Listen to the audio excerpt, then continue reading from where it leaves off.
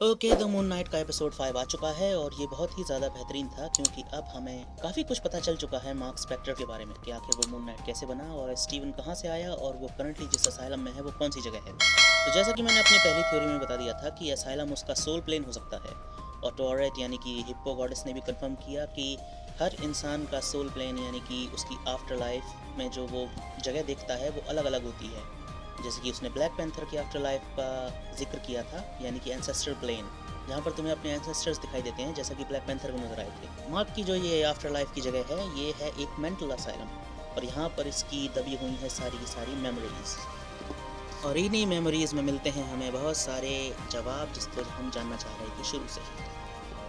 Now अब इसमें देख चुके हैं हम कि जो हिप्पोपोटेमस है टॉरेट, उसका काम है सोल्स को बैलेंस करना एक स्केल पर जिसमें वो एक तरफ फेदर रखती है और दूसरी तरफ हार्ट। लेकिन अगर हम ओरिजिनल इजिप्शियन हिस्ट्री में जाएं तो ये काम करता है अनुबिस और वो हार्ट को बैलेंस नहीं करता। वो माट, देवी माट का एक पंख लेके, जो कि सच्चाई की और राइचसनेस की देवी है, उसका एक पंख स्केल में एक तरफ रखता है तराजू में और दूसरी तरफ रखता है इंसान का हार्ट। इजिप्शियन मिथोलॉजी में माना जाता था कि हार्ट जो है वो सारे पाप पुण्य की जड़ है, जितनी भी तुम्हारे इमोशन है वो सब हार्ट से आते हैं। इसीलिए जब वो लोग राजाओं को या लोगों को ममीफाई किया करते थे तो उनका हार्ट उनके शरीर में ही छोड़ देते थे, क्योंकि उनका मानना था कि जब अनुबिस उन्हें जज करेगा तो उसको हार्ट की ज़रूरत पड़ेगी। लेकिन एमसीयू में ऐसा नहीं है। एमसीयू में 2-3 बातें चेंज कर दी गई हैं। जैसे कि पहली बात, अनुबिस जज नहीं कर रहा है, यहाँ पर टॉरेट बैलेंस कर रही है, जज नहीं कर रही है, उसे बैलेंस करना है हार्ट को। दूसरी बात, अगर तुम्हारा हार्ट बैलेंस नहीं होता है तो तुम्हें उस बोट से जिससे तुम आफ्टर लाइफ में ट्रैवल कर रहे हो नीचे फेंक दिया जाएगा। लेकिन ओरिजिनल मिथोलॉजी में अगर तुम्हारा हार्ट जो है वो पापी निकलता है यानी कि दिल भारी निकलता है और पंख हल्का निकलता है तो तुम्हें आमिट खा जाएगी।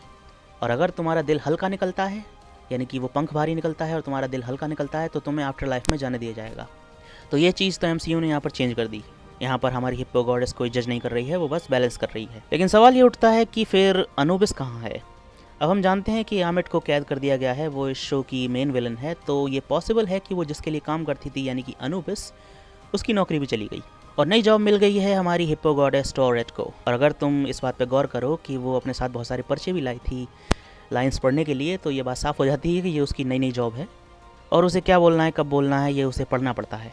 और यहाँ पर खुलना शुरू होते हैं कुछ राज और हमें पता चलता है कि मार्क की गलती की वजह से उसका भाई मारा गया और उसकी माँ चली गई डिप्रेशन में और अब वो अपना सारा गुस्सा उतार देती है मार्क पर, उसे मारकर, उसे पीटकर और उसे उल्टी सीधी बातें सुनाकर। वो उसे फिज़िकली अब्यूज़ करने लगी, मारने पीटने लगी, जिसकी वजह से मार्क बहुत ही ज़्यादा मेंटली डिस्टर्ब हो गया। अब ऐसी सिचुएशन में जब उसकी माँ उससे प्यार नहीं करती, उससे नफ़रत करती है, मार्क के दिमाग ने क्या किया कि वो 2 भागों में बट गया। एक भाग वो जो जानता है कि मार्क की माँ उससे प्यार नहीं करती और उससे नफ़रत करती है और उसे मारती है, और दूसरा भाग मार्क के दिमाग ने वो बना लिया जिससे उसकी माँ प्यार करती है, मतलब जस्ट अपोजिट। और वो भाग है स्टीवन। स्टीवन को ये बात पता चल जाती है कि मैं सिर्फ एक फ्रैगमेंट हूँ इसकी दिमाग का, एक पर्सनैलिटी। लेकिन जो एक चीज़ इस एपिसोड में क्लियर नहीं हुई वो है जेक लॉकली, और मुझे लगता है कि मुझे पता है कि आखिर जेक लॉकली कब मैनिफेस्ट हुआ, जिसके बारे में मैं आगे डिस्कस करूँगा।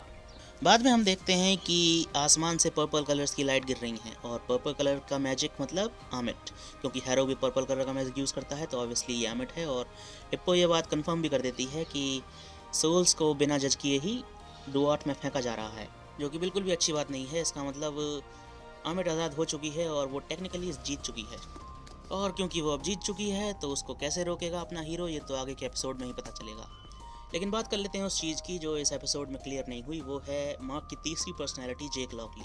अब मैं श्योर नहीं हूँ कि पॉसिबली ये जेक लॉकली की पर्सनैलिटी है। आई मीन 99% ये जेक लॉकली की पर्सनैलिटी होनी चाहिए तीसरी, या फिर पता नहीं एमसीयू किस डायरेक्शन में जाए। लेकिन लेट्स सपोज कि ये जेक लॉकली की पर्सनैलिटी है, तो ये कब मैनिफेस्ट हुई और इसके होने का वजह क्या है, क्योंकि स्टीवन के होने की वजह है उसकी माँ का अब्यूज़, तो जेक लॉकली के होने की वजह क्या है? वेल, ये भी बहुत ज़्यादा कॉम्प्लिकेटेड बात नहीं है।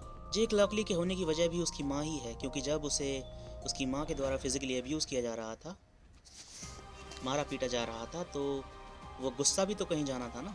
वो दर्द खुशी में बदल के चला गया स्टीवन ग्रांट में, लेकिन वो गुस्सा कहाँ जाता? वो गुस्सा चला गया जेक लॉकली में, यानी कि एक और नई पर्सनैलिटी मार्क ने मेरे ख्याल से बचपन में ही डेवलप कर ली होगी शायद।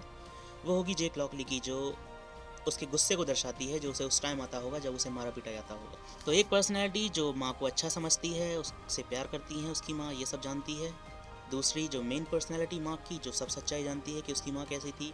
और तीसरी वो पर्सनैलिटी जो मारपीट की वजह से पैदा हुई, वो है जेक लॉकली।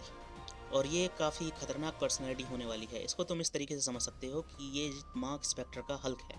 जब चीज़ें आउट ऑफ कंट्रोल चली जाती हैं और दोनों पर्सनैलिटी यानी स्टीवन और मार्क कुछ नहीं कर पाते, तो जेक लॉकली बाहर निकलता है, सिचुएशन को संभालता है, लोगों को मार काट करता है और वापस चला जाता है। एक और चीज़ जो इस एपिसोड में काफ़ी अजीब हुई वो ये कि स्टीवन नीचे डुआर्ट में गिर गया और स्टोन बन गया।